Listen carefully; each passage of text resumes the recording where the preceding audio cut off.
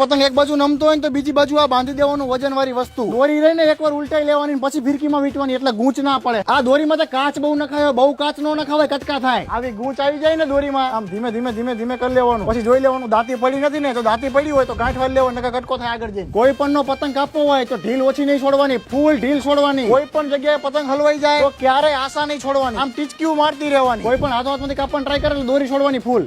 અરે એક ને જગ્યાએ દોરી નો કટાય, અલગ અલગ જગ્યાએ કાંઈક ગૂંચ પડે. દોરી ઉપર પગ નો મુકાય, દોરી કાચી થઈ જાય. પેલા કિનિયા બાંધવા ફિરકીની દોરી નો વપરાય. ગૂંચ પડી હોય ને ગૂંચ માંથી કાઢી લેવાની કિનિયા બાંધવાની દોરી. પતંગ કોઈનો કપાનો હોય તો એને લપટાવવાની લાલચમાં નહીં જવાનું. ઈ લાલચમાં આપણો પતંગ પણ કપાઈ શકે. આ તો કિનિયાની બહુ નજીક નજીક પડ્યા, દૂર દૂર પાડવાના, એટલે પતંગ એવડી સ્થિર અને ભારે રહે. ઈમ નો વીંટાય, આમ વીંટાય.